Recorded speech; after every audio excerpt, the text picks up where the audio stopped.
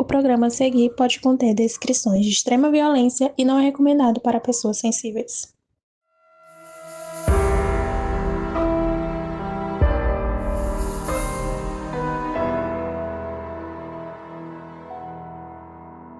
Eu sou a Carol Moreira. E eu sou a Mabê. No fim dos anos 70, dezenas de crianças e jovens desapareceram em Atlanta. Todos tinham algo em comum. Eram negros, vinham de comunidades marginalizadas e foram encontrados mortos. O medo tomou conta da cidade. As famílias exigiam respostas, mas a polícia parecia não saber ou não querer encontrá-las. Então veio a pergunta que até hoje divide opiniões. Esses crimes foram obra de um único serial killer? Essa é a história por trás dos assassinatos que chocaram Atlanta.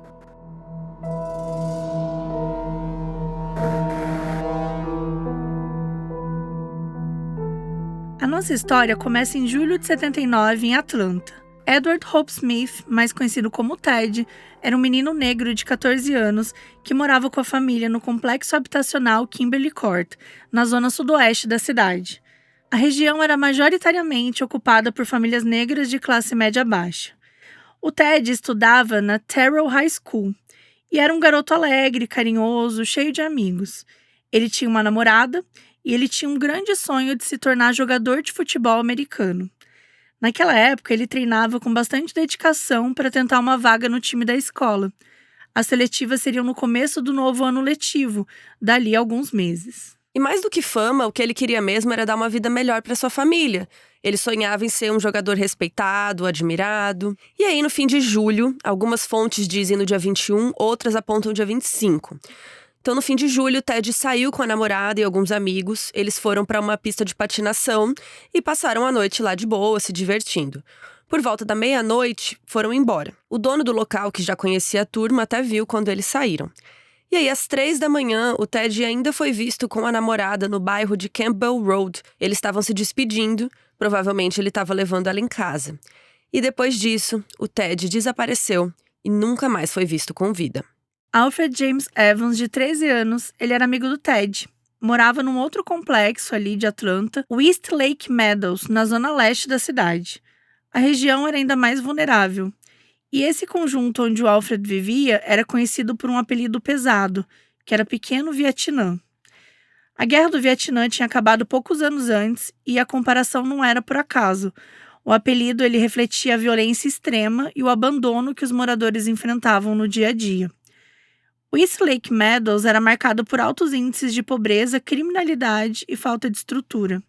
Tinha poucas iniciativas do poder público ali, então muitos moradores realmente se sentiam esquecidos. A família do Alfred então estava ali, a mãe dele, a Lois, era quem sustentava a casa e ela trabalhava muito para garantir o básico para o filho.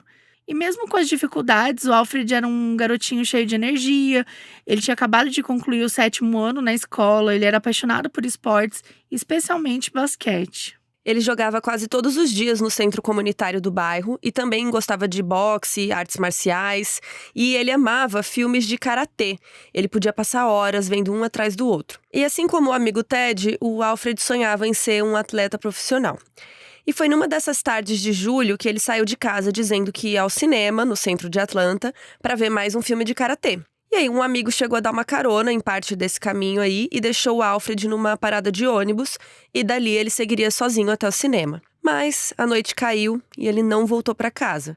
Aí a Lois, a mãe dele, começou a se preocupar, ligou para conhecidos, vizinhos, amigos e ninguém sabia onde o Alfred estava. Ninguém tinha visto ele nem no cinema. Sem conseguir contato com o filho, a Lois já chamou a polícia. Ela explicou que o menino tinha saído para ver um filme, não voltou, ela estava preocupada. E assim, Alfred Evans se tornou mais um nome na lista de jovens desaparecidos.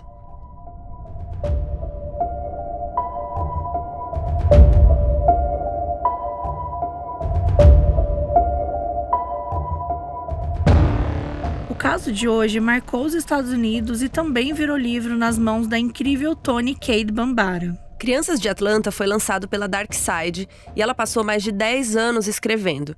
Ele é uma ficção inspirada nesse caso real e a gente começa essa história acompanhando o caso por dentro de uma família que teve uma criança desaparecida. E as características do desaparecimento são parecidas com as dos casos reais da época.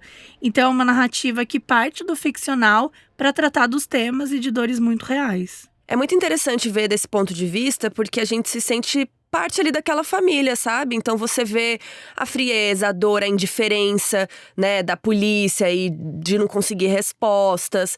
Então a gente acompanha mais de perto a vida dessas famílias, né, que foram devastadas com essas perdas de filhos e de parentes. E além desse livro, a linha Crime Scene da Dark Side tem outros títulos que já passaram aqui pelo Modus.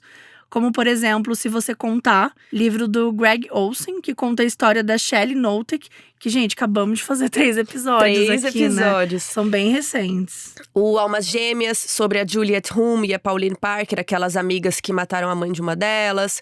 Menendez, né, dos irmãos, que também ganharam um episódio. Esse, inclusive, faz parte do box Monstros Reais, que tem livros sobre o Ed Gein e o Dahmer. Eu recebi esse Eu box. também. Ele é maravilhoso. Cara, Ele enorme, é muito bonito, muito né? lindo. Tipo, E também temos episódios do Ed tem Gein episódio de e do todos. Jeff Dahmer.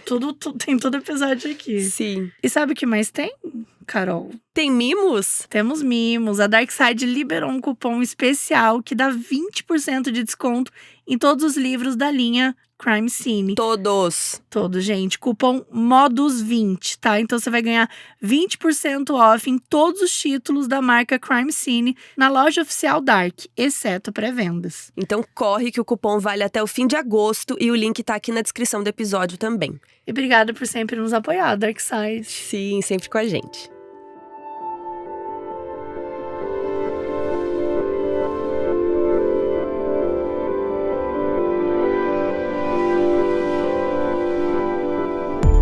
No sábado, dia 28 de julho, uma mulher andava por uma área isolada, no lado sudoeste de Atlanta.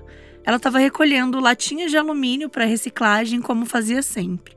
O local era coberto por mato alto, cercado de árvores, ficava perto de uma rodovia e de antigas linhas ferroviárias abandonadas. Era um daqueles cantos esquecidos da cidade onde quase ninguém passava.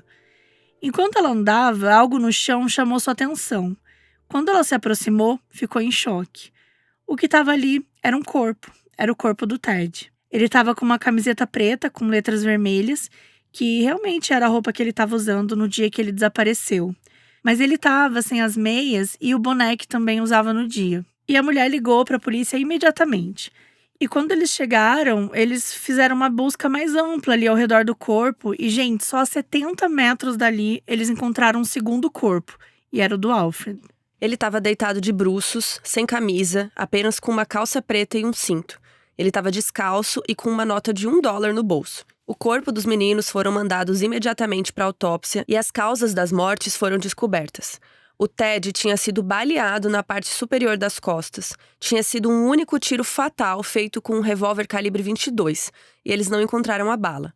Já o Alfred foi morto asfixiado, então determinaram que o criminoso tinha matado ele com as próprias mãos ou com algo tipo uma corda, mas eles não encontraram nenhum instrumento, né, a corda, nada lá. O corpo dele estava com pouquíssimos sinais de luta, o que fez a polícia desconfiar que ele tinha sido imobilizado antes da morte. O Ted foi reconhecido rapidamente, mas o Alfred, gente, ainda ia levar mais de 1 ano para ser propriamente identificado. E isso tem alguns motivos. O corpo dele estava num estado de decomposição mais avançado, então isso dificultou a identificação. E também a falta de comunicação entre a polícia. A mãe dele, a Lois, tinha dado toda a descrição quando o filho desapareceu, mas os policiais que o encontraram não relacionaram, né, com esse desaparecimento. A própria Lois falou que a polícia não levou a denúncia dela a sério na época, então vale se perguntar, né, será que a descrição realmente foi anotada? Será que os policiais que encontraram sequer sabiam que tinha um garoto desaparecido com aquelas características? Às vezes não precisa bater todas as características, mas assim, pô, a idade, né? Você vê Sim, um menino negro. Um menino negro novo, enfim. E você foi já muito tem... rápido, muito perto, né? Exato, muito perto. Então, assim, era o mínimo, né? Eles não devem ter registrado. Não. E, bom, 1 ano depois, ele acabaria sendo identificado. E óbvio que foi um momento muito triste para a mãe dele, né? Ela se lembrava da última vez que ela tinha visto o filho, que ela tinha separado o dinheiro do cinema, o do ônibus, o do lanche. E ela se perguntou se alguém tinha tentado roubá-lo e o matado por tão pouco dinheiro. Ela não entendia qual poderia ser o motivo. Infelizmente, esses 2 garotos não seriam as últimas vítimas.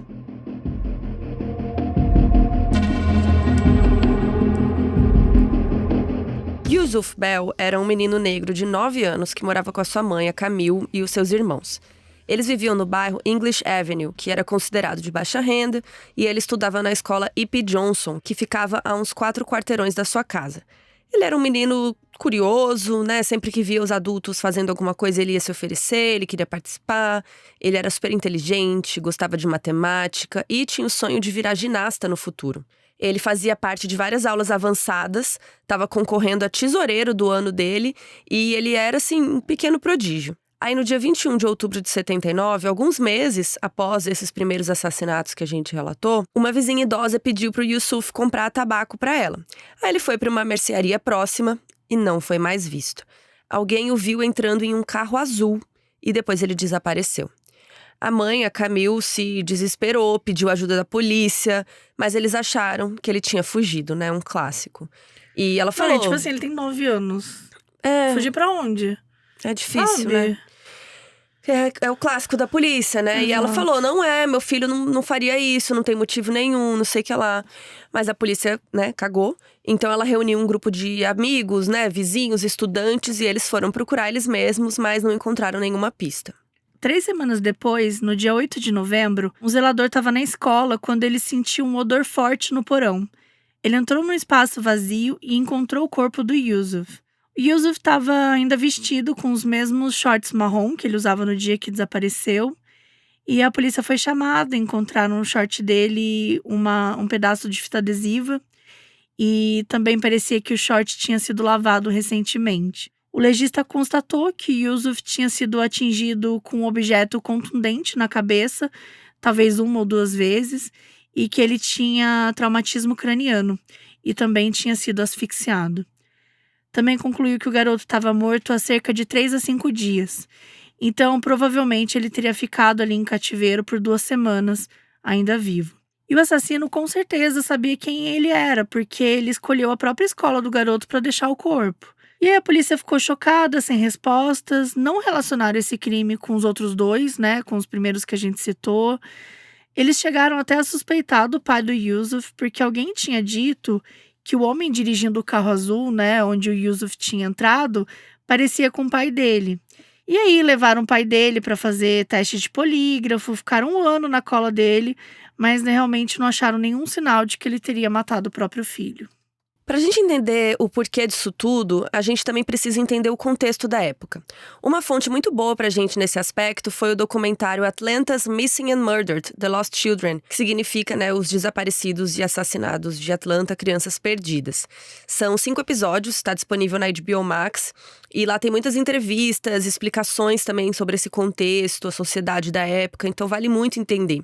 Quem ouviu o nosso episódio 250 de Infiltrado na Clã sabe que o sul dos Estados Unidos sempre teve muitas questões raciais, muitas pessoas racistas, uma concentração maior de grupos de ódio. Isso porque no século XIX, quando teve a Guerra da Secessão, o lado sul dos Estados Unidos era dos confederados, que queriam manter a escravidão, inclusive Atlanta. Só que nos anos 30 surgiu na cidade um prefeito chamado William B. Hartsfield. Ele era branco, mas ele era simpático às questões raciais. E ele governou Atlanta por mais de 20 anos, de 37 a 62. E um grande projeto dele foi transformar Atlanta em um centro de negritude dos Estados Unidos. E na época dos movimentos dos direitos civis, a cidade foi promovida como a capital mais progressista dentre as outras do Sul. Então muitas famílias negras se mudaram para lá. E até inventaram o slogan Atlanta too busy to hate, ou seja, muito ocupada para odiar. Havia essa promessa de que a cidade estava crescendo, se tornando uma metrópole e recebendo todo mundo bem, que era um futuro, um lugar sem preconceitos. E não é por nada que hoje em dia, né, Atlanta é uma das capitais estadunidenses com maior população negra, só perde para Nova York. Em números atuais, tem 2.300.000 habitantes negros, que é 5% da população negra do país, então só na cidade de Atlanta. E os anos 70 também foram importantes aí. Em 73, eles conseguiram eleger um prefeito negro pela primeira vez, o Maynard Jackson, do Partido Democrata. Quando os assassinatos começaram, em 79, ele estava no seu segundo mandato. Mas, ao mesmo tempo, muitas das áreas mais afastadas e de baixa renda eram compostas, em sua maioria, por moradores negros, por pessoas que foram para a cidade e não conseguiram tantas oportunidades quanto foram prometidas. E a gente sabe como funciona, né? São áreas com menos presença policial, menos segurança, né? Então, a criminalidade é maior e os policiais eram, em sua maioria, brancos e, como a gente sabe, muitos deles racistas. Então, em 79, quando o Yusuf Bell desapareceu, a mãe dele, a Camille, tinha procurado a polícia. Mas a resposta que ela recebeu foi desanimadora, que ele tinha fugido de casa, que, segundo eles, isso era muito comum. Mas a Camille sabia que não era o caso, então ela insistiu, implorou por ajuda e ninguém ouviu. Só que, gente, o Yusuf ainda ficou vivo por 2 semanas antes de ser assassinado. Se tivessem agido quando ela pediu, ele talvez pudesse ter sido salvo. Então, gente, pensa na revolta dessa mulher ao saber da morte do filho, né? Ela sentiu que a vida dele tinha sido jogada fora, assim, que foi ignorado. E não era só com o Yusuf. Naquela época, como infelizmente ainda acontece, a vida de crianças e jovens negros era tratada com descaso. A polícia demorou a perceber que tinha um padrão nos assassinatos. Para eles eram mortes isoladas que era assim, normal pessoas negras morrerem todos os dias para eles. Então, no documentário, tem muitos relatos de críticas aos policiais da época, porque eles meio que escondiam esses casos, ficava uma coisa meio assim, é normal, né? Não queriam investigar. E falam no documentário que, do ponto de vista afro-americano, Atlanta era como Wakanda, que era chamada de Joia da Coroa do Sul. Era um lugar onde você encontraria negros em posições de poder e tudo mais. Mas a realidade era diferente da mídia. Tinha muitos crimes, a Ku Klux Klan estava super presente naquela região ainda, tinha muita pobreza. E expor os assassinatos, né, isso ia quebrar a imagem de sucesso da cidade. Então, os meses foram se passando, mais vítimas apareceram no fim de 79 e no início de 80. Teve a primeira vítima menina, uma adolescente chamada Angel Lenar, que tinha 12 anos e desapareceu também. Ela saiu de casa no dia 4 de março para assistir TV na casa de uma amiga e nunca mais voltou. Ela foi encontrada dias depois num terreno baldio, arborizado. Estava com a mesma roupa e uma calcinha branca enfiada na boca, que não era dela. Ela estava com as mãos amarradas com um fio elétrico e a causa da morte tinha sido estrangulamento. Embora eles não soubessem se era um serial killer, se eram mortes isoladas, as autoridades não estavam fazendo muita coisa. Os próprios pais das vítimas começaram a se mobilizar. Em abril, a Camille, a mãe do Yusuf, fundou um comitê para zelar pela segurança das crianças e impedir mais crimes. Chamava Committee to Stop Children's Murders. Ela se tornou uma porta-voz da causa. Começou a ir na mídia, dar entrevistas, falar sobre a negligência que o seu filho sofreu quando desapareceu. Ela pedia ajuda dos governantes, da polícia. Precisava acontecer alguma mudança. O comitê organizou eventos comunitários para aumentar a conscientização sobre as mortes e criou uma linha direta para atender a ligações de pais que precisavam de ajuda com crianças desaparecidas. E de início, a polícia ainda estava receosa em declarar todos os crimes como sendo de um único serial killer, né, de uma única pessoa. Eles estavam demorando a investigar. E era uma via de mão dupla, porque como eles não anunciaram muita coisa, a mídia não noticiava. Como não estava na mídia, a polícia também não se sentia pressionada a agir, né? A gente conta aqui vários casos em que quando a polícia recebe a pressão da mídia, da sociedade, aí eles têm que fazer alguma coisa, né? Então é bem normal isso. E o comitê da Camille foi muito importante para popularizar o caso mais, né? Deixar as pessoas cientes do que estava acontecendo, porque era um absurdo. E quando chegou no meio do ano, em junho, já não dava mais para negar. Continuava rolando muitos sumiços e assassinatos e a polícia não sabia o que fazer. Ao longo de 1980, as mortes continuaram acontecendo, mas assim, numa velocidade muito rápida, né? Todo mês tinha pelo menos uma. E foi aí que o secretário de Segurança Pública percebeu que a coisa estava ficando muito séria e organizou a força-tarefa para pessoas desaparecidas e assassinadas, que chegou a contar com mais de 50 membros. A força-tarefa, então, deu algumas recomendações para as crianças não andarem sozinhas, sempre andar em dupla, pelo menos, não aceitar caronas de desconhecidos, não ir em nenhum lugar mais distante desacompanhado de um adulto. Eles também promoveram buscas com voluntários da região. Teve uma busca que teve mais de 600 pessoas e conseguiram achar um corpo de uma menina chamada Letonia Wilson, que tinha só 7 aninhos quando desapareceu. Isso ficou muito mal para as autoridades, porque a polícia não estava nem conseguindo achar os corpos, e aí foram cidadãos que tiveram que se envolver para encontrar. Isso é algo bem abordado também no livro da Dark Side, que aquela época foi marcada por um clima de muita descrença e decepção com as autoridades. A polícia parecia presa em círculos, né? Os pais insatisfeitos, eles precisavam fazer as investigações por conta própria, gente, que absurdo. E a polícia tinha dificuldade de definir suspeitos e tal, então eles começaram a acusar os próprios pais das vítimas, né? Como a gente contou, o pai do Yusuf, que foi tratado dessa forma. Teve também a Vera Carter, mãe de um outro menino que trataram como suspeita. O filho da Vera se chamava Anthony e foi morto com facadas em julho de 80. E eles acharam que o caso dele foi mais passional que os outros, então tem que ter uma conexão familiar ali, alguma coisa. Só que não tinha testemunha nenhuma, e aí eles decidiram que só podia ter sido a mãe. Gente, tipo, da onde? Aí eles submeteram ela ao teste do polígrafo, detiveram ela por um tempo. Então foi muito humilhante pra Vera, porque ela já tinha perdido o único filho, a mídia no seu pé e ainda você vai presa. Tipo, olha que absurdo, sabe? E foi nesse contexto de caos que no segundo semestre de 80, o FBI entrou na história.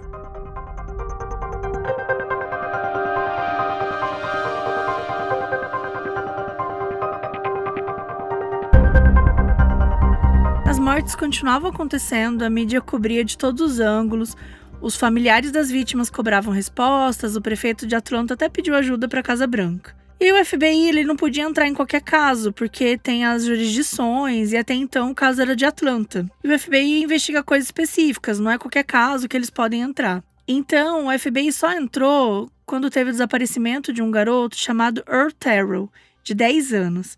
Porque a família dele tinha recebido ligações de pedido de resgate que eram de outro estado, do Alabama. E aí isso ativou o Estatuto Federal do Sequestro. E aí, por causa disso, o FBI poderia entrar na jogada. Outra coisa que também fez o FBI entrar é a possibilidade dos crimes se encaixarem como violação dos direitos civis federais. A possibilidade de serem crimes de ódio. E quem liderou a equipe é um velho amigo nosso, o John Douglas, Querido. também conhecido como Don Douglas.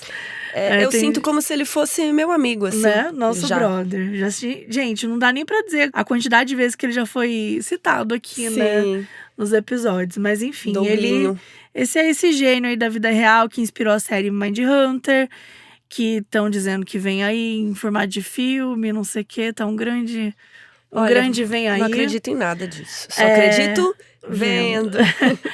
Então é ele que era o grande perfilador aí de serial killer e tudo mais, e um dos precursores no estudo da mente dos serial killers. Nessa época, ele estava com 35 anos, então já tinha um tempo aí que ele estava estudando serial killers. No livro Mindhunter, que é um livro incrível também, a gente super recomenda, ele escreveu um capítulo inteiro sobre os crimes em Atlanta e toda a sua experiência lá.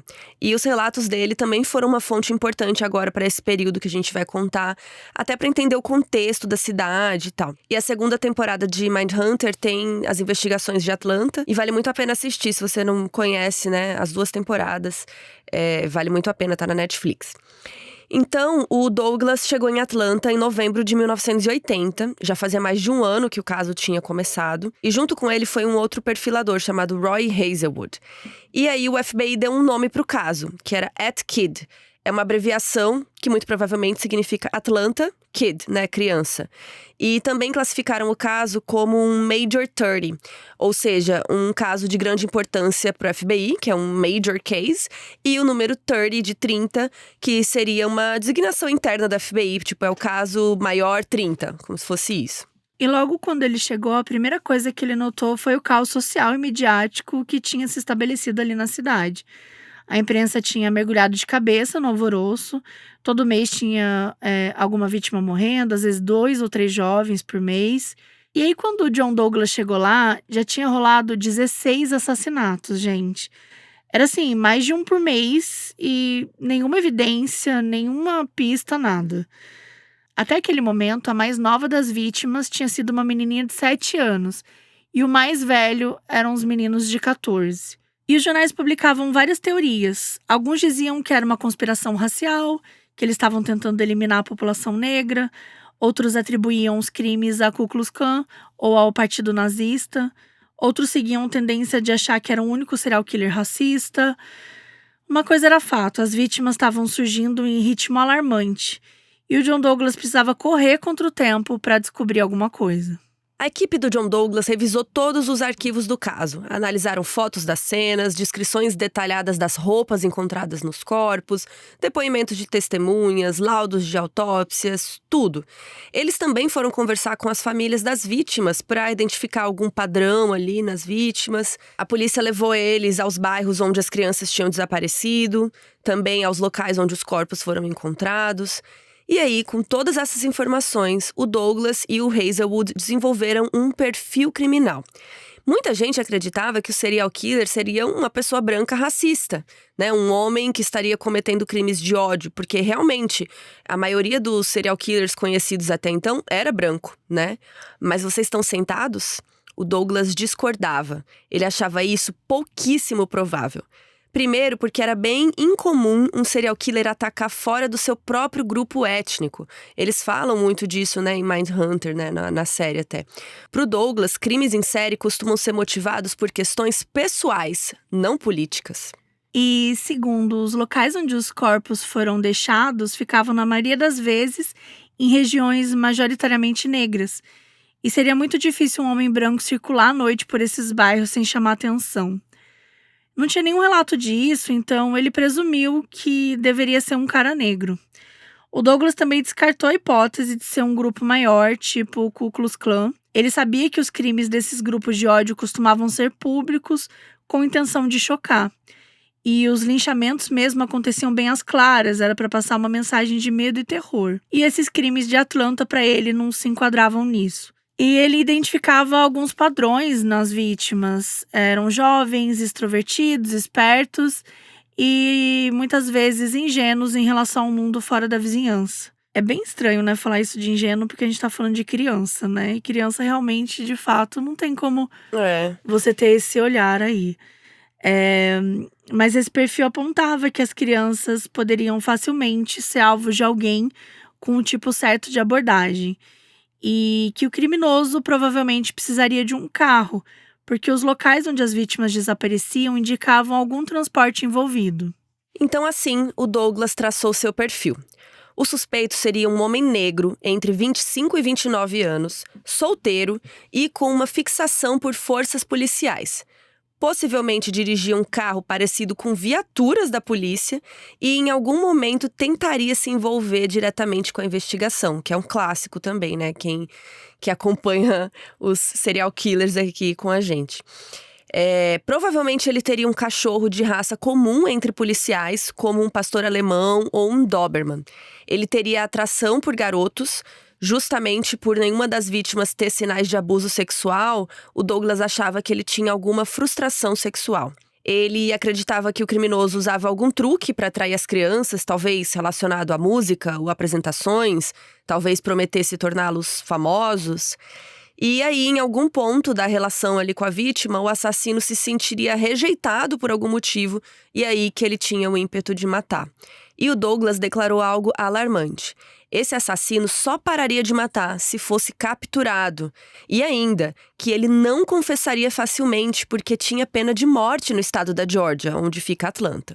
E uma coisa que o John Douglas disse é que muita gente se incomodou com a ideia de que o assassino pudesse ser negro. Para muitos, só poderia se tratar de um branco motivado por ódio racial. Na interpretação dele, a mídia achava essa uma versão mais interessante e trágica. Então preferiram seguir com as teorias de crime de ódio. Alguns policiais negros até falaram abertamente para o John Douglas que essa teoria dele era balela, que só um branco poderia ser tão cruel assim com vidas negras.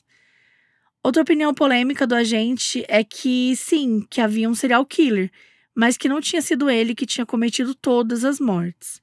Para ele, algumas das mortes tinham características que não tinham nada a ver com as outras.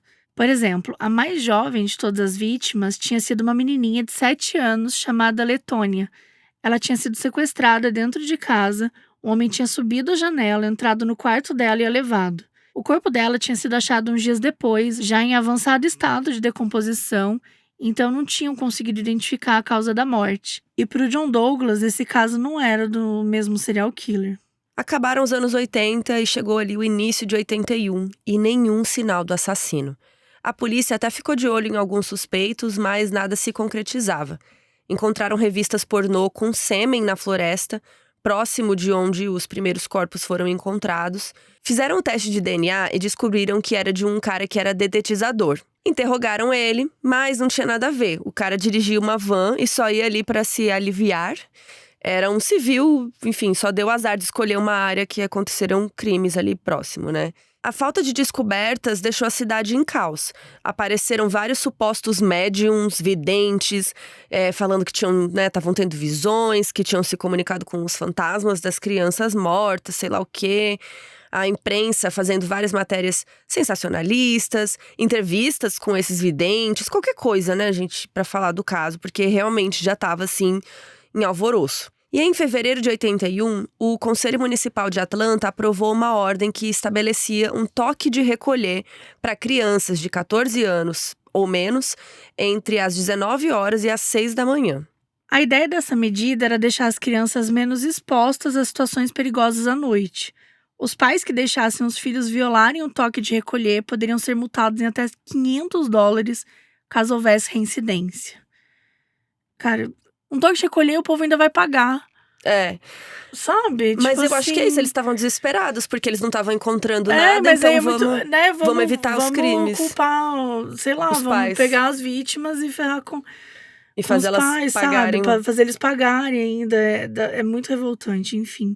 Além disso, houve um aumento significativo na presença policial em áreas de risco, principalmente nos bairros das vítimas. Patrulhas foram intensificadas em ruas, parques e outros espaços públicos para ficar de olho ali em atividades suspeitas e tentar garantir a segurança da comunidade. Algo que eles estavam falhando sistematicamente. No dia 6 de fevereiro, um novo crime mudou o rumo da investigação. Um garoto de 12 anos chamado Patrick Balzar foi encontrado estrangulado próximo a uma rodovia. Os técnicos legistas encontraram fios de cabelo e fibras no corpo do Patrick e enviaram para análise. E eles descobriram que esses fios, esses vestígios, coincidiam com outros de pelo menos outras 5 vítimas. Isso foi bastante notificado na mídia. E foi aí que o John Douglas se ligou. Ele pensou que o assassino ia ver aquilo e ia ficar ciente dos avanços da investigação. Então ele supôs que dali em diante o serial killer só iria lançar os corpos em rios para tentar evitar deixar esse tipo de rastro. E é muito complicado isso, né? Quando a mídia vai lá e fala de alguma coisa que tá acontecendo, divulga. Tipo, cara, uma informação que você vai estar ajudando o cara que vai assistir, sabe? A pessoa que é envolvida naquilo. A gente já teve vários casos aqui que a gente fala, a gente entende que a mídia tá contando a história, só que, durante a investigação, você vai lá e vai contar uma coisa que a polícia encontraram vestígios de não sei o que, desse jeito. Aí você tá entregando, muita informação pra eles. É foda, né? Porque aí depois que isso já foi divulgado, que o Douglas teve que falar, gente, então agora ele vai fazer de tal forma, né? Porra, velho. Por que vocês falaram então? Exatamente. E aí o John Douglas pediu permissão para monitorarem os rios, especialmente o rio Chattahoochee, que marcava a fronteira noroeste da cidade com o condado de Cobb. Só que era um negócio super burocrático, envolvia muitas jurisdições, condados, polícia local, FBI, e ninguém queria assumir a responsabilidade, né?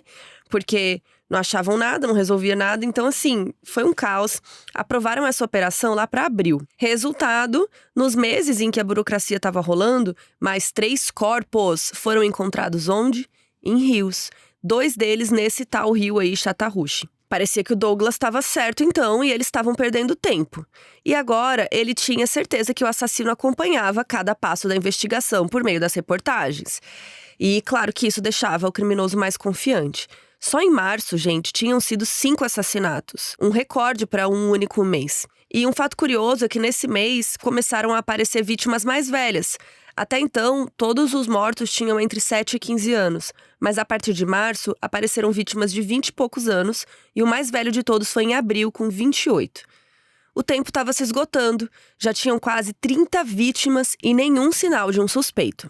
Ao longo de abril e maio, a operação no rio Chattahoochee continuou firme e forte. Os policiais monitoravam a região o dia inteiro num sistema de troca de turnos. Alguns policiais ficaram embaixo das pontes dos rios, observando se alguém jogava algo, enquanto outras viaturas ficavam nas duas pontas da ponte, para perseguir alguém se fosse necessário. Passaram semanas as equipes de vigilância posicionadas, de olho nas pontes, possíveis locais de desova ao longo do rio, enfim, mas nunca viram nada de útil. O Douglas até já tinha voltado para o Quantico, para a sede ali do FBI, para lidar com outros casos. E como não estava dando em nada, resolveram que a operação acabaria no dia 22 de maio, às 6 da manhã. E naquela madrugada, quem estava vigiando tudo era um recruta da academia de polícia chamado Bob Campbell. Seria o seu último turno.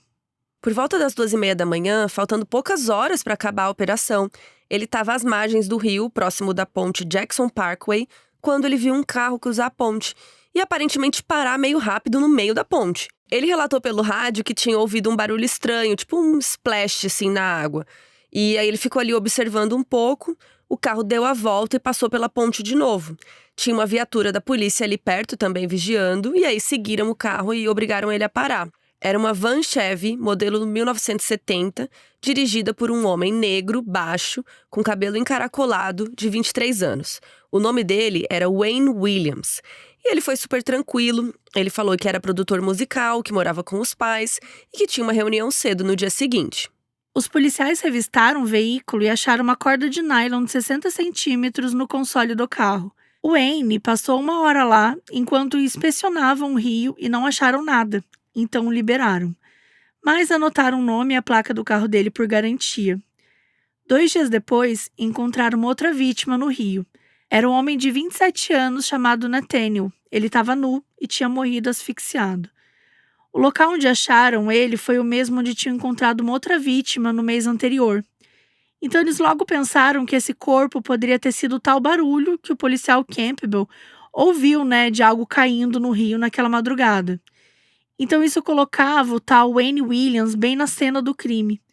A polícia não tinha provas suficientes para pedir um mandado de busca, mas decidiram vigiá-lo. Será que eles finalmente tinham encontrado o serial killer que eles buscavam?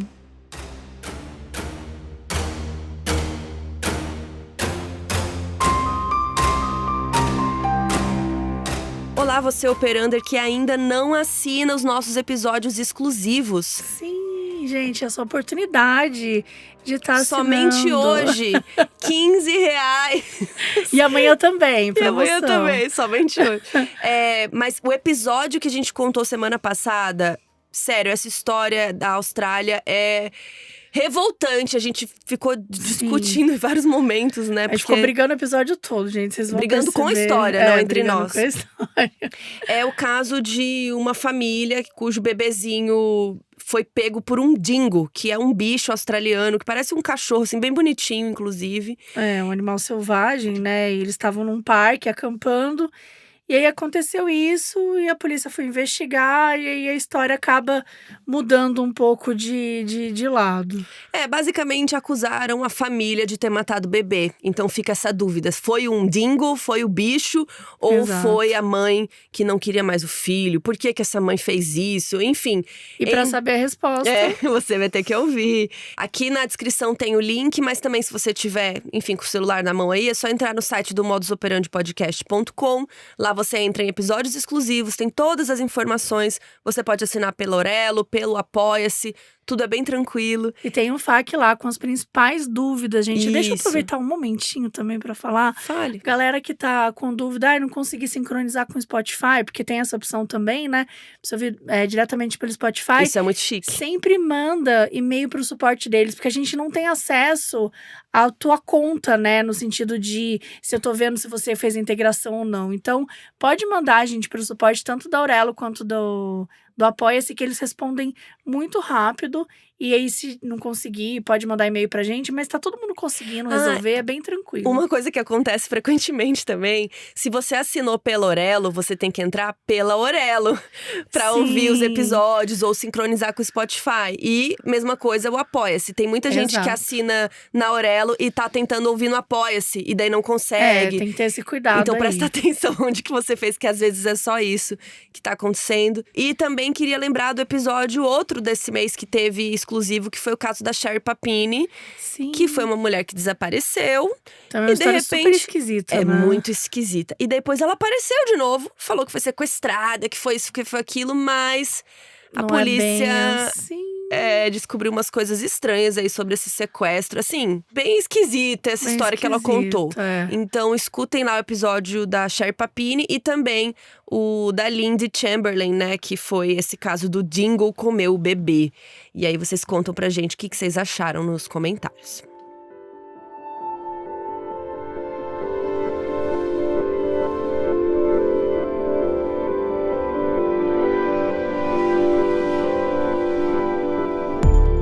Wayne Bertram Williams nasceu no dia 27 de maio de 58 em Atlanta.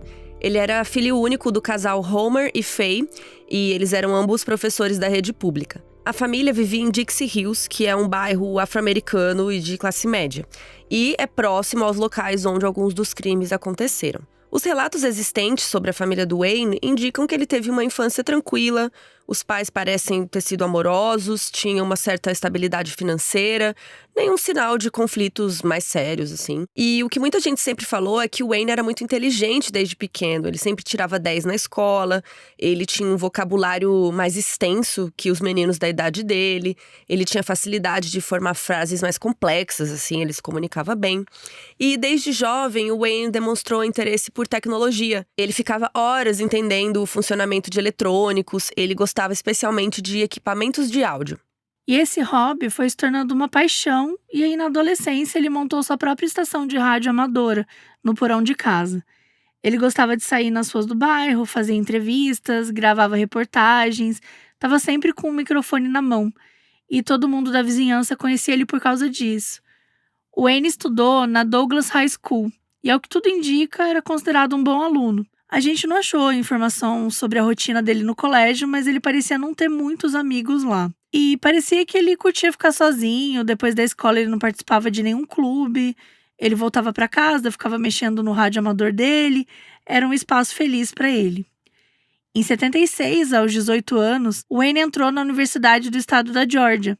Ele cursou matérias voltadas para o jornalismo, para audiovisual e rádio. Mas por algum motivo, ele desistiu do curso em 78. Não chegou nem a entrar numa área de especialização, uma major, né, como eles chamam. Foi uma surpresa para os familiares, porque ele era super inteligente, aplicado. O diretor do colégio que ele frequentou no ensino médio gostava muito dele e até supôs que ele tinha largado a faculdade porque as matérias eram fáceis demais para ele. Fato era que o Wayne estava na casa dos 20 e poucos anos e começou a trabalhar. Quem aqui é da área de mídia e comunicação como nós, sabe bem que uma pessoa que trabalha com isso acaba aprendendo um pouco de tudo, né? Então isso foi o que aconteceu com o Wayne também. Ele fazia um freela daqui, outro acolá, e fazia muito bico de fotógrafo, trabalhava em pequenas emissoras locais. Mas o Wayne não parecia se sentir completo em lugar nenhum. Foi aí que ele desenvolveu um novo sonho, de se tornar produtor musical. E nesses vários freelas ele foi conhecendo gente, fazendo um networking, aprendendo mais sobre a indústria de Atlanta. E ele dizia que ia se tornar um grande produtor, que ia abrir uma gravadora e se considerava um caça-talentos. E para vocês terem noção cronológica, isso foi na mesma época que os assassinatos começaram. Ele tinha saído da faculdade no fim de 78 e aí no meio de 79 as primeiras crianças foram mortas. E é importante lembrar disso porque coincide com a época que o Wayne começou a circular muito por bairros com a maioria ali de moradores negros. Ele abordava os jovens negros e fazia promessas de fama e sucesso na música, dizia que os queria como artistas na gravadora, que ia torná-los um sucesso. Ele dirigia pela noite sem ir para um lugar específico, ficava rodando nesses bairros. E aí ele parava se ele conhecia algum rapaz que tivesse aí o star quality que ele estava procurando. A essa altura, muitos conhecidos dele começaram a achá-lo meio estranho, que ele estava delirando, que nem sabia como ia abrir essa gravadora ou encontrar os artistas. E aí ele começou a ter meio que uma reputação de folgado, assim, de um cara que estava tentando sempre levar as pessoas na conversa para conseguir investimentos, enfim. A impressão, né, que algumas pessoas tinham é que ele era arrogante, que ele se sentia um grande gênio musical incompreendido. E aí chegamos em 81, o Wayne estava com 23 anos e inclusive nessa semana aí do dia 22 de maio, né, quando a polícia capturou ele inclusive completou aniversário, né, fez 24. E ele tinha sido visto pela polícia na ponte próximo ao rio, onde coincidentemente ou não, um corpo tinha sido achado lá 2 dias depois. Então, os policiais foram investigá-lo, chegaram a segui-lo até em casa de longe e viram ele queimando umas fotografias no quintal. Depois de um tempo, parece que o Wayne percebeu que estava sendo seguido e começou a desviar dos policiais. Ele passava um tempão dirigindo, ia para uns lugares nada a ver, assim, meio que para despistar mesmo. Uma vez, por exemplo, ele dirigiu até a casa do secretário de segurança de Atlanta e ficou buzinando do lado de fora. Os policiais foram pesquisar sobre a vida do Wayne e tal, falar com conhecidos, e eles chegaram à conclusão de que ele tinha tudo a ver com o perfil criminal. Ele era um jovem negro, ele tinha 23 anos, o John Douglas tinha falado ali entre 25 e 29, mas estava bem perto. Detalhe que o John Douglas tinha escrito no perfil que ele seria um entusiasta, né, da polícia, que tentaria imitar policiais, enfim. Tinha até aquela coisa do cachorro, do cão, que era igual. E aí eles descobriram que o Wayne tinha sido detido uns anos antes por tentar se passar por um policial. Ele tinha um carro que já tinha sido da polícia, né? Foi desativado e venderam depois. Era uma viatura velha e tal. E também descobriram que ele usava a rádio da polícia para chegar às cenas dos crimes e tirar fotos. E até o cachorro dele também parecia, né? Tinha raça comum entre policiais, que era um pastor alemão. Descobriram também que o Wayne e o pai tinham participado de uma das buscas por vítimas, que ele tinha tirado algumas fotos lá. E ele se via como um repórter investigativo, tirava foto, gravava vídeos, e ele mandava para policiais ou vendia para os jornais, enfim. Coisa que o Douglas tinha dito também, que era capaz do assassino querer se envolver nas investigações, né? Ele também disse que o assassino deveria fazer promessas para as crianças, tipo de fama, e o Wayne fazia aquelas caçadas noturnas. Ele tinha o costume de andar por regiões mais pobres, iludindo garotos jovens, dizendo que ia transformá-los em astros e tudo mais. Ainda mais que os jovens mortos viviam em áreas marginalizadas, muitas das quais o Wayne frequentava. Por exemplo, uma das vítimas era um menino que adorava tocar, sempre participava de shows de talentos e tal. Pois bem, descobriram depois que alguns desses shows tinham sido organizados pelo Wayne. Ele colocava anúncios no jornal dizendo que estava procurando artistas jovens, dizia que ia revelar o próximo Michael Jackson.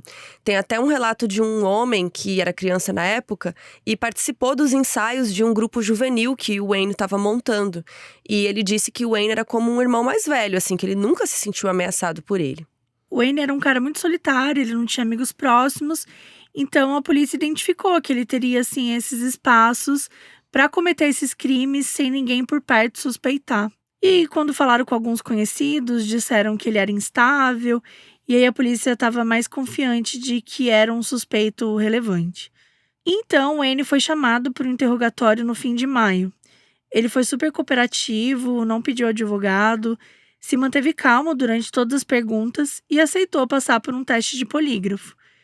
E o teste deu inconclusivo, mas assim, a gente ainda adianta falar alguma coisa de teste, porque Vocês já estão sem cansados nada, de ouvir. né? Mas enfim, no início de junho conseguiram um mandado de busca e apreensão na casa dos pais, porque ele ainda morava lá. E foi no carro que encontraram a prova definitiva. Acharam fios de cabelo e fibras que foram mandadas para análise e corresponderam com as encontradas em 12 dos assassinatos. Wayne Williams foi preso no dia 21 de junho de 81, um mês após a última morte. E lá na casa encontraram mais fibras que ligavam algumas vítimas. E ainda tinha livros sobre como enganar o polígrafo. Finalmente, o serial killer de Atlanta tinha sido encontrado.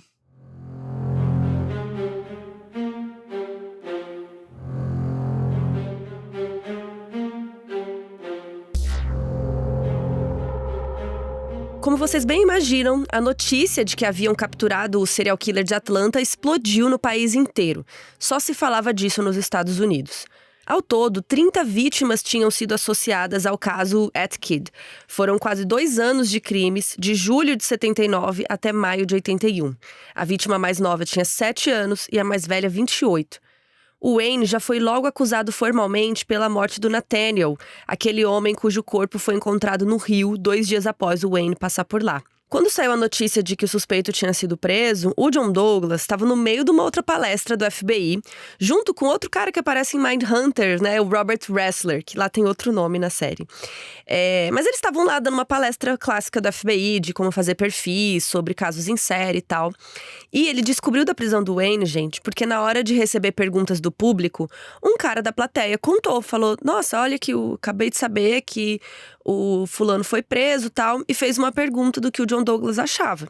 Até por quê que ele tá fazendo essa pergunta? Porque em março tinha saído um artigo na People Magazine sobre o caso de Atlanta e o envolvimento do FBI, e tinha saído lá um pouco do perfil que o Douglas tinha feito, principalmente a opinião polêmica dele, né, no momento, do suspeito ser negro. Então, o Douglas, né, o cara perguntou, aí o Douglas respondeu que, das características do perfil que ele tinha feito, e em comparação com o Wayne atendia sim a vários requisitos. E que se fosse comprovado que ele era culpado, então parecia ser sim a pessoa que cometeu a maioria dos assassinatos. Reparem nas palavras que eu usei. Porém, o John Douglas não sabia que quem perguntou foi um jornalista. E no dia seguinte saiu uma matéria falando que o FBI disse que o suspeito parecia ter cometido a maioria dos assassinatos. Ai, gente, mas ele foi muito mirim, né? De responder isso pra um cara perguntando qualquer coisa de algo que acabou de acontecer, que ele nem sabe o que é. Foi muito mirim. Apesar de estar no FBI, faltou bastante inteligência pro John Douglas. Ele devia ter falado, não posso comentar. Né? Lógico, imagina, ainda mais pra mídia. Mas enfim, as matérias, elas não usaram se for comprovado, né? Aquela coisa que é o básico, tipo, sabe a verdade? Que é quando você dá uma entrevista... E... Não falaram a frase exata que ele usou. Exato, não falaram a frase exata. Saíram dizendo, né, foi comprovado. E ainda meteram o FBI, né, tipo... Enfim. E aí saíram várias manchetes do estilo: agente do FBI confirma que o suspeito é sim o responsável. Tipo, sim, o FBI falou que é ele. Exato. Pronto. E aí, foi foda pro John Douglas. As aspas adulteradas dele foram citadas em vários veículos de nível nacional. Um monte de gente ligando pra ele e tal. E ele conta até que ele e o Ressler tiveram que fugir do hotel pela escada de incêndio, porque tava cheio de câmeras lá. No nível. Enfim, ele levou uma bronca dos chefes, porque não era permitido um agente do FBI sair dando pitaco, assim, de suspeito, nem nada. E, né, gente, ficou parecendo que o FBI tinha condenado o cara sem nenhum julgamento, que foi o que aconteceu, né? A matéria dá a entender dessa forma, que eles não podem falar coisas assim. E aí ele ficou puto, porque tiraram tudo de contexto, ele ficou com raiva dos jornalistas. Ai, eu achei ele muito idiota, mano. Desculpa, eu não vou passar Não vai passar pano. Não vou passar, mano. Você é FBI, você já sabe. Você viu pano de prato. nenhum pano. Você viu o escarcéu que tá rolando em Atlanta, entendeu? Cara, eu acho pra mim é ego, sabe? Querer responder, querer pode ser. Reivindicar, porque eu fiz o perfil. Por isso tem que baixar a bola. Mas é que eu acho que é uma inocência mesmo de falar, tipo, esse cara aqui parece suspeito do seu perfil? Ele fala, sim, parece o cara do perfil que eu fiz, mas tem que ser comprovado, né? Mas aí você entende que você não pode né? comentar, né? Só que a maior dor de cabeça do John Douglas não era essa, era a próxima, é sempre a próxima. O julgamento. O julgamento do Wayne Williams começou em 6 de janeiro de 82, sob o comando do juiz Clarence Cooper. O juiz Cooper era negro, e tem gente que até teorizou que escolheram um juiz negro de propósito, né? Para caso o Wayne fosse condenado, a comunidade negra não reclamar de racismo, ou enfim, para ser um julgamento mais justo, sei lá. E aí o Wayne foi formalmente acusado de 2 crimes só, gente. O assassinato do Nathaniel, o homem de 27 anos cujo corpo tinha aparecido no rio, né, dias depois do Wayne ter sido abordado ali pela polícia. E o do Jimmy Payne, um jovem de 21 anos que tinha sido morto 1 mês antes do Nathaniel, ambos asfixiados.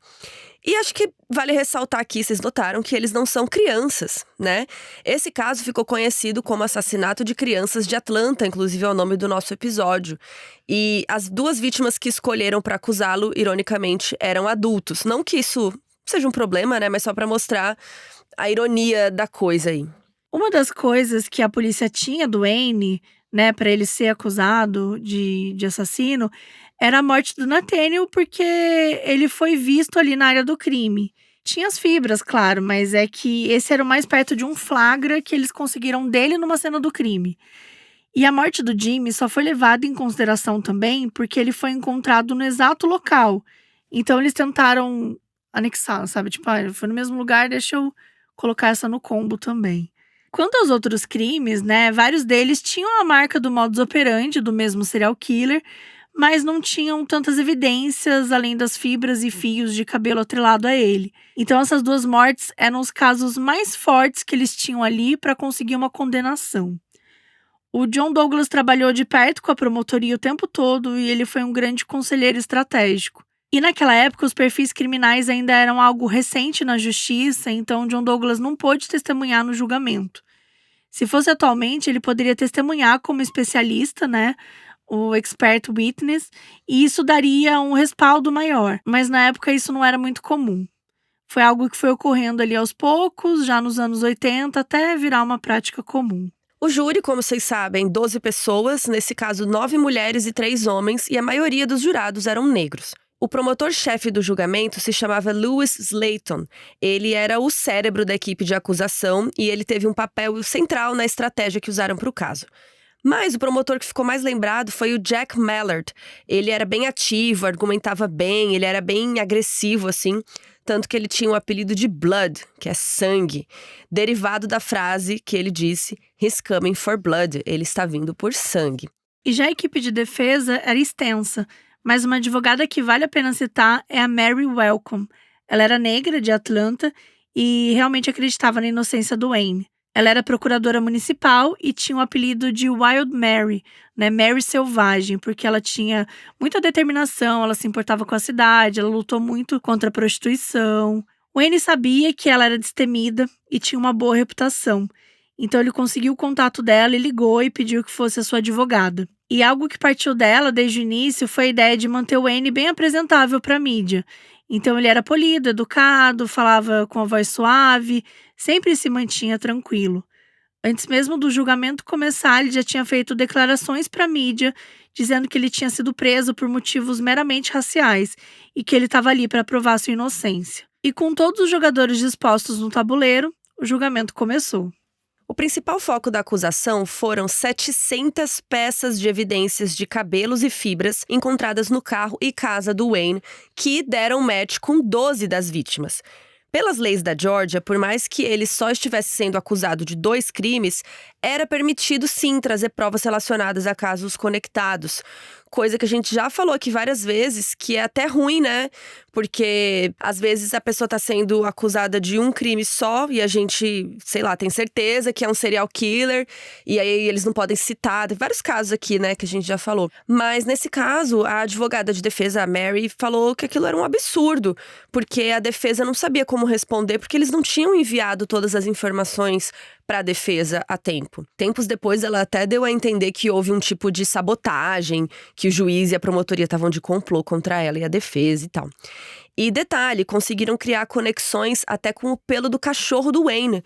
Provavelmente, o pelo do cachorro encostava nele quando fazia carinho, né? Enfim, quem tem bicho sabe que os pelos do bicho ficam com você um mês, às vezes. E acharam esse pelo do cachorro em algumas vítimas também. E eles explicaram tudo muito detalhadamente e tal. Mas, como o próprio John Douglas escreveu no livro, não foi algo muito teatral, assim, não chamou a atenção. Resultado, o júri ficou meio entediado. E imagina ficar horas ouvindo sobre como uma fibra de um carpete se relaciona com uma fibra da roupa da vítima por causa do material tal, que é encontrado sei lá onde e tal. Até o John Douglas achou meio chato, assim. E a acusação também levou como testemunha um jovem que disse ter sido assediado pelo Wayne. Ele disse que o acusado tinha o abordado uma vez, perguntado se ele gostava de mulheres e tocado as partes íntimas dele. E muitas matérias saíram sobre a sexualidade do Wayne, falando que ele era gay. Isso é uma coisa que nunca foi dita até então. E então teve muita homofobia envolvida, falando que a sexualidade dele era uma prova de que ele tinha desvio de caráter e era propenso a matar. Como se o fato dele matar tivesse a ver com o fato dele ser homossexual. Que é algo que, enfim, nem ele disse que era, sabe? Mas que a gente tá cansado de ver em histórias assim como utilizam de tudo, né? Homofobia descarada. Escancarada, exatamente. E a promotoria também levou uma das melhores amigas do Wayne pra testemunhar. E ela estava chorando, dizendo que achava que ele tinha matado sim as crianças. Outras testemunhas disseram ter visto Wayne em ocasiões distintas, abordando diferentes crianças e que depois viriam a desaparecer. Já a defesa pretendia levar como testemunha um psicólogo forense chamado Dr. Bayless. Ele tinha feito 3 entrevistas com Wayne e, de acordo com a própria defesa, ele estava pronto para subir no tribunal e declarar a inocência dele. E, gente, olha esse babado. Eis que uma noite, John Douglas estava sentado no refeitório do hotel. Muitas pessoas estavam hospedadas ali no mesmo hotel, né, para ir no julgamento, ali perto e tal. Quando apareceu o tal do Dr. Bayless e sentou ali para bater um papo, né? Oi, doutor, beleza? Durante a conversa, o Douglas percebeu que o Bayless não estava tão certo assim da inocência do Wayne. Ele achava que o réu tinha uma personalidade dominante e obsessiva e que seria capaz de cometer assassinatos. De acordo com o Douglas, ele percebeu que o Dr. Bayless estava confuso e que provavelmente o pessoal da defesa estava pressionando ele para testemunhar a favor. E aí o Douglas falou a real para ele, falou: olha, eu acho que o senhor estaria cometendo um grande erro se testemunhar a favor. Aí o Dr. Bayless falou: ah, não, beleza e tal, agradeceu, se despediu. E, gente, no dia seguinte, ele não apareceu para dar depoimento. O pessoal da defesa ficou puto, acho que com razão, né? Falaram que o julgamento estava sendo manipulado, que estavam assustando as testemunhas especializadas deles. E fica aí, né, o pano, se vocês querem passar o pano pro John Douglas. Não, falta de ética. Ou não, exato. Não eu achei ética complicado. Nenhuma no John Douglas falar com esse cara e ainda instruir ele a não depor, assim, Sim, foi manipulado. E foi aí que chegou o clímax do julgamento. A defesa chamou como testemunho o próprio réu, o Wayne. E o pessoal da promotoria ficou chocado, eles não acharam que teriam essa coragem.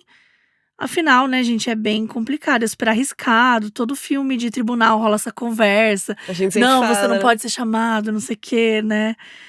Enfim, e o Douglas considerava o Wayne arrogante o suficiente para tentar enganar o júri.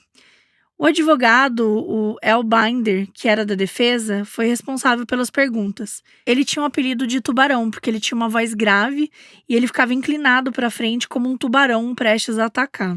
O foco deles era fazer parecer que o Wayne era só um rapaz simples, frágil e incapaz de cometer um crime. E ele era meio pequeno e magro mesmo, ele tinha menos de 1,70 m e o advogado repetia para o júri olhar para as mãos dele, para olhar como eram mãos finas, delicadas, que ele seria incapaz de enforcar alguém.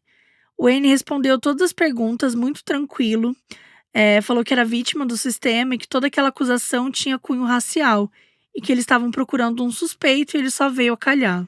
Na vez da acusação interrogá-lo, quem assumiu a responsabilidade foi o Jack Mallard, aquele promotor que falamos que tinha uma vibe mais agressiva, que tinha um apelido de sangue.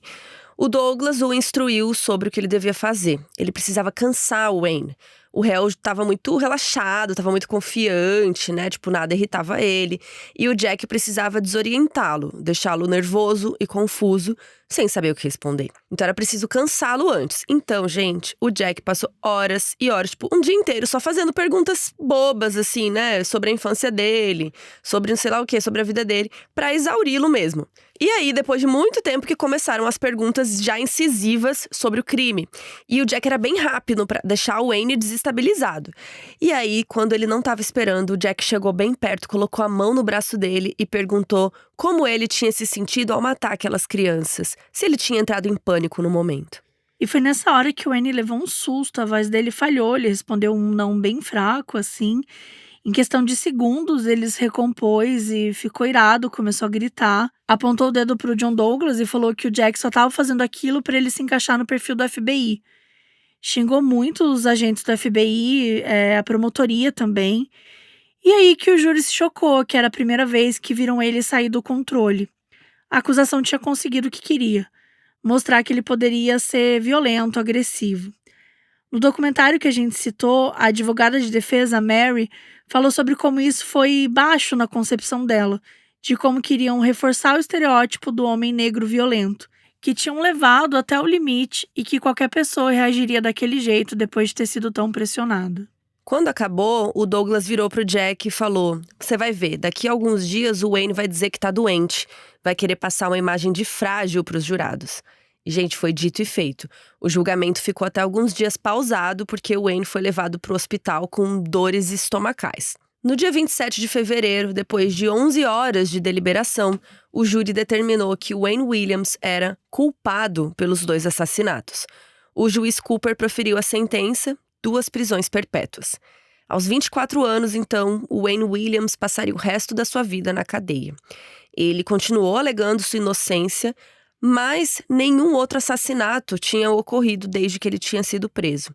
No documentário, uma jurada relatou que foi a última a querer votar culpado, mas que, diante das provas que foram apresentadas, era o que fazia sentido ali para eles. Já a Mary falou que esse julgamento a deixou decepcionada com o sistema judiciário pro resto da vida.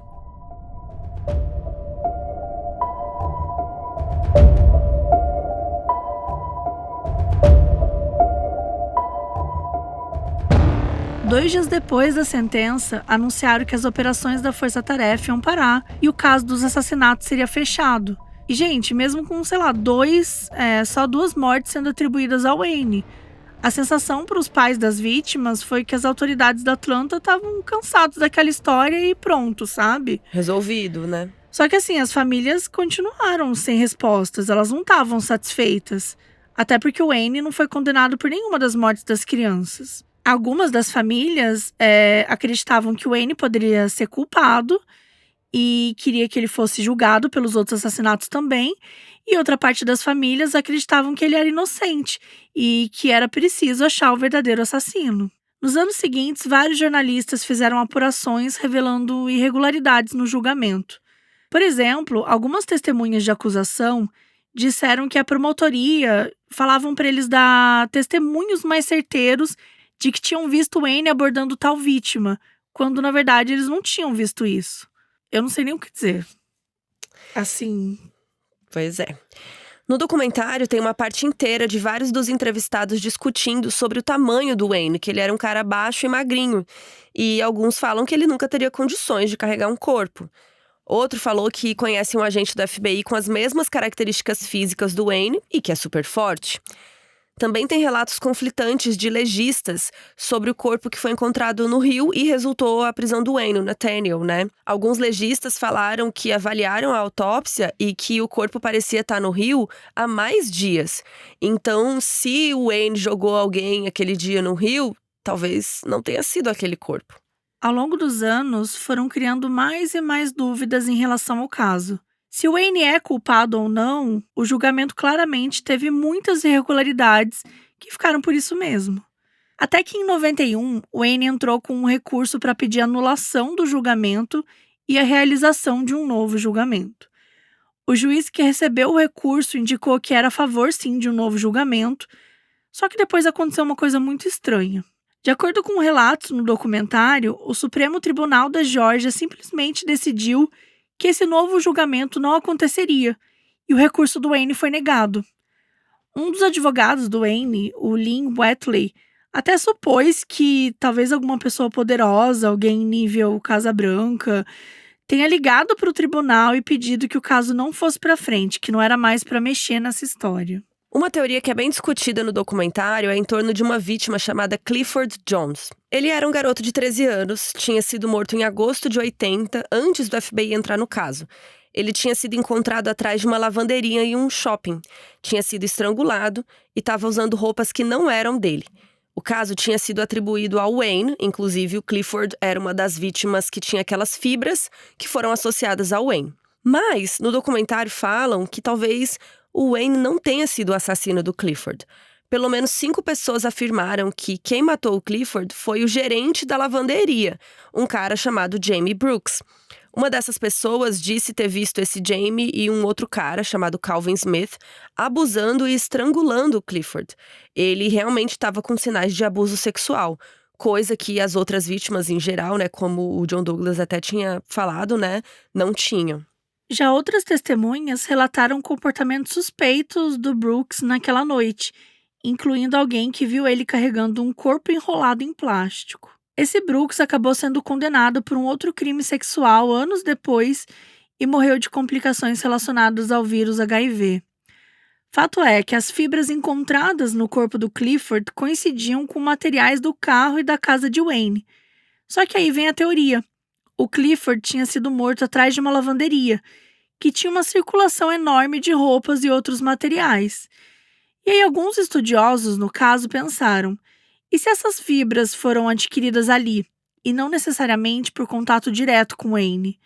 E isso abria um precedente perigoso, porque se o Clifford, que tinha sido atribuído a Wayne, não tinha sido morto por ele, quem garante que os outros jovens com fibras também não as adquiriram de outras formas?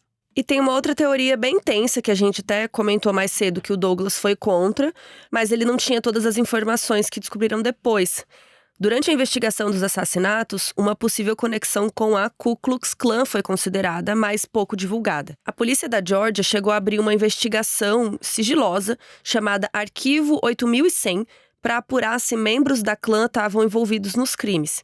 Informantes disseram que integrantes do grupo extremista haviam discutido matar crianças negras para provocar conflito racial. Mesmo com a gravidade das informações, essa linha de investigação foi encerrada em poucas semanas, sem grandes explicações, e não se tocou mais nesse assunto. Foi só depois que Wayne foi condenado que surgiram alegações que ele teria sido escolhido como culpado para desviar o foco da possível responsabilidade da clã. Tem vários documentos que mostram que as autoridades temiam agitação racial caso as conexões com a clã viessem a público. E é dito que algumas dessas evidências nunca foram levadas a julgamento e até foram destruídas, o que levanta, suspeitas de que seria um grande encobrimento. E muita gente passou a achar que o Wayne foi usado como bode expiatório. O episódio 5 do documentário, que é o último de todos, tem um foco enorme nisso.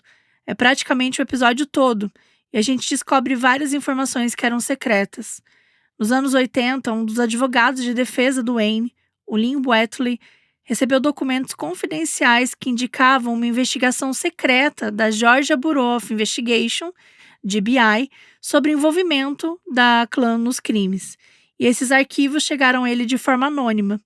Os documentos revelaram que a GBI tinha feito uma operação encoberta utilizando escutas telefônicas e informantes infiltrados, mas as informações não tinham sido compartilhadas com os advogados de defesa na época do julgamento. O documento mais importante era sobre 2 irmãos chamados Charles e Terry Sanders. Eles eram membros da clã e aparentemente tinham um plano de matar uma criança negra por mês e mulheres adultas negras também. A parte mais chocante do documento foi que um informante do GBI tinha dito que o Charles Sanders era o possível responsável pela morte de uma das vítimas atribuídas ao Wayne. Foi um menino de 14 anos, chamado Luby Getter. Testemunhas disseram que viram ele entrar num carro de um homem branco com uma cicatriz no pescoço, e esse Sanders tinha uma cicatriz assim. Os irmãos Sanders nunca chegaram a ser presos ou acusados, eles tinham sido investigados e submetidos a testes de polígrafo e passaram. Daí as autoridades tinham encerrado a apuração e ninguém avisou isso para a defesa na época do julgamento do Wayne. E aí tem a coisa mais maluca de todas. Muitos anos depois de tudo, em 2005, quando Wayne estava preso há mais de 20 anos, esse advogado dele, o Lynn Wheatley, pediu à justiça um novo julgamento. Wayne tinha 47 anos nessa época, rolou toda uma audiência. O advogado trouxe várias evidências, tanto do lance das fibras daquela vítima, que morreu na lavanderia, quanto dessa história da clã. O episódio 5 é recheado de cenas da audiência, relatos longos, testemunhos de policiais que trabalharam no caso original. Enfim, vale a pena assistir para ter mais detalhes. O advogado descobriu que a GBI tinha destruído evidências que poderiam implicar a clã, como fitas de áudio e relatórios sobre cabelos pubianos brancos encontrados nas vítimas. E é meio chocante, quando você vê no documentário que, tanta omissão, tanta irregularidade, um caso tão grande e aí cheio de... é triste, né? E não tem como a gente saber se o Wayne matou sequer uma pessoa daquelas vítimas ou se matou algumas. Mas dá pra ver que tem muita coisa estranha. Então é muito provável que vários desses assassinatos tenham sido cometidos por outras pessoas que saíram ilesas, né? Porque o único que foi preso dessas vítimas todas foi o Wayne, por 2 das vítimas, que também não tá claro se foi ele ou não. Ficou uma coisa assim muito... E é isso, e aí não tem respostas. Enfim, mesmo com todas essas evidências e questões, o juiz acabou negando o pedido de um novo julgamento e o Wayne seguiu preso.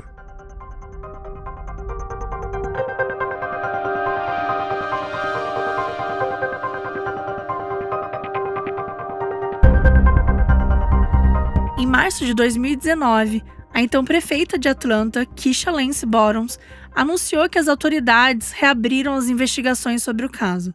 40 anos tinham se passado e muitas famílias não tinham uma resposta clara sobre quem tinha matado seus filhos. O objetivo principal dessa nova investigação era aplicar tecnologias modernas às evidências, como testes de DNA mais avançados, que não estavam disponíveis na época, da investigação original. Materiais coletados, incluindo amostras de cabelo e fibras, foram enviados para um laboratório especializado em Utah, com a esperança de esclarecer aí os fatos e dar algumas respostas para as famílias das vítimas. E no documentário aparece a prefeita discursando na coletiva de imprensa sobre as reaberturas. Ela é negra, e ela contou que ela tinha 9 anos em 79, quando os crimes começaram, e que crescer naquela época tinha tirado a inocência dela. A Keisha era filha de mãe solo, que trabalhava em 2 empregos, morava em um dos bairros marginalizados e ela mesma poderia ter sido uma vítima. Então, o chefe de polícia de Atlanta também discursou, falou que talvez alguns dos assassinatos fossem de outros criminosos, que era bom revisar tudo. E elas trouxeram alguns dos detetives originais de volta, disseram que queriam dar uma finalização para as famílias. E algumas das mães das vítimas discursaram também. Os crimes tinham ocorrido entre 79 e 81, mas nessa reabertura, a linha do tempo das investigações foi expandida para abranger o período de 1970 a 85. A ideia era encontrar e analisar casos possivelmente conectados que antes, tinham sido ignorados, o que eu acho super certo.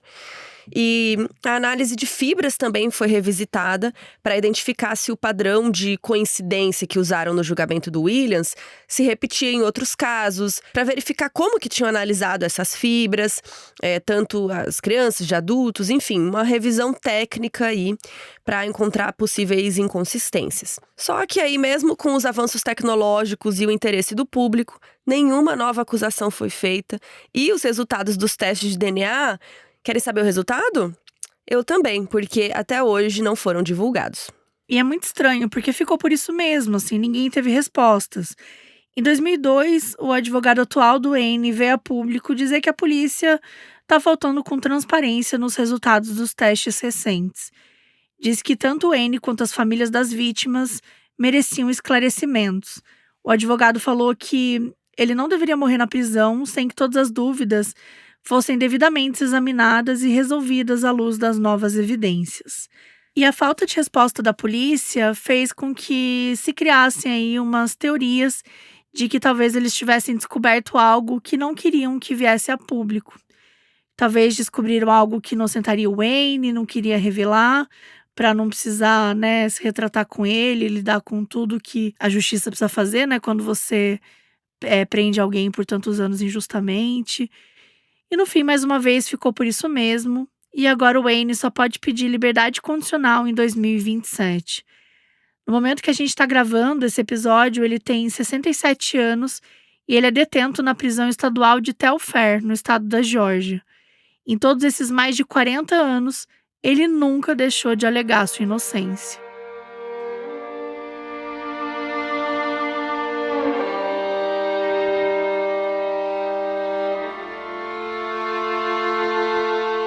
A gente já citou aqui o documentário Atlanta's Missing and Murdered, que tá na HBO Max. Ele é de 2020. Tem 5 episódios de 50 minutos, 1 hora. E tem cenas bem pesadas, tem fotos bem explícitas dos corpos, Então, se você não tem estômago, não recomendamos. Mas é um documentário bem completo, A gente já comentou aqui bastante. Tem relatos dos parentes, das vítimas, membros da polícia, jornalistas. Por exemplo, tem um relato bem emocionante de uma mulher chamada Catherine Leach, que é mãe de uma das vítimas, um menino de 13 anos. Ela conta que descobriu sobre a morte vendo as notícias, porque uma vizinha ligou dizendo que estavam tirando o Curtis da água morto. Quando ela assistiu, ela saiu correndo de casa gritando, né, querendo ir até lá. Precisaram chamar os bombeiros para segurá-la. E depois de tudo, ela não conseguia comer, não conseguia dormir. Ela disse que não tinha mais vontade de viver, que só não fez nada consigo mesma porque ela tinha outros filhos para criar. É bem pesado. O doc também aborda outras questões sociais e raciais de Atlanta na época dos assassinatos. Não foca apenas, né, no crime. Fala, por exemplo, de uma explosão de uma creche onde morreram crianças negras, que isso feriu muito a comunidade. Traz vários outros exemplos de crimes que aconteciam nos bairros e que era negligenciado pela polícia e pelo Estado. E claro, tem relatos de familiares de vítimas que seguem achando que o Wayne é inocente e que ele foi um bode expiatório que aproveitaram da questão racial. A própria Camille Bell, que era uma das líderes do Comitê contra as Mortes das Crianças, não acha que ele é o culpado. Pelo menos não é o único culpado. O documentário tem relatos do próprio Wayne contando a versão dele das coisas. Diz que a polícia foi tendenciosa com ele desde o início. A gente contou aqui que quando ele foi parado pela polícia ali perto do rio, tinham achado um cordão de nylon no console do carro.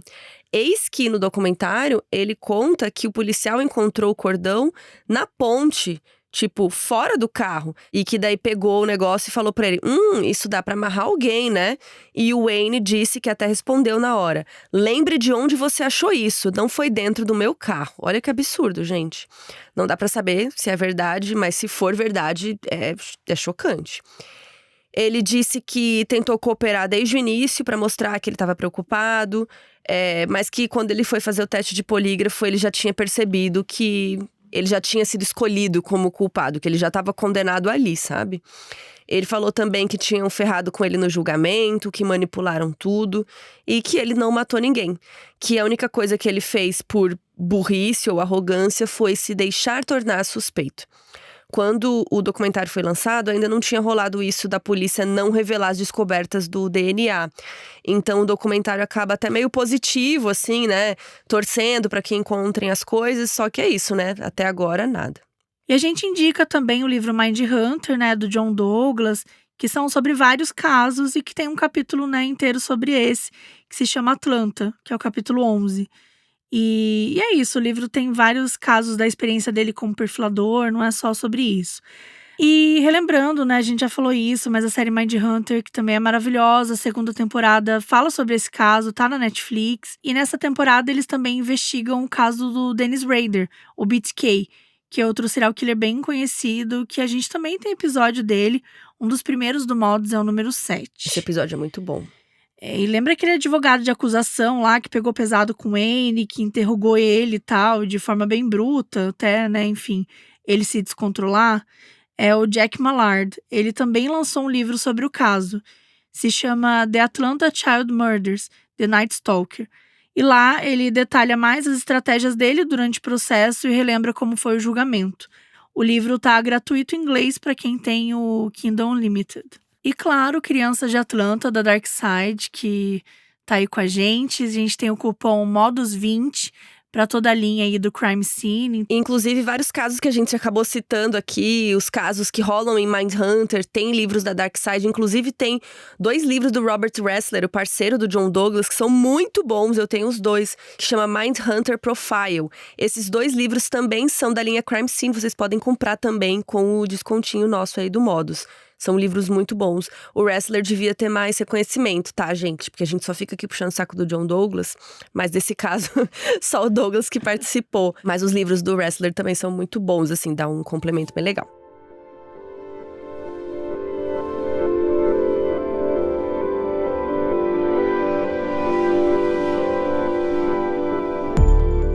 A história dos assassinatos de Atlanta levanta questões profundas sobre os caminhos da investigação, o papel da polícia, da mídia e principalmente sobre o impacto do racismo estrutural em cada etapa desse caso.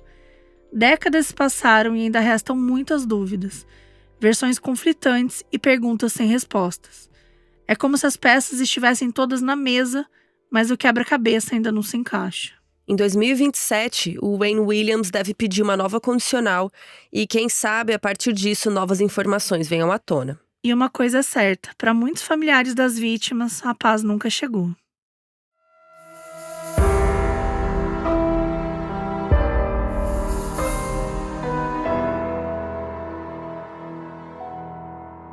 O áudio no início do episódio é da Latifa Martins. Um beijo e obrigada por nos apoiar.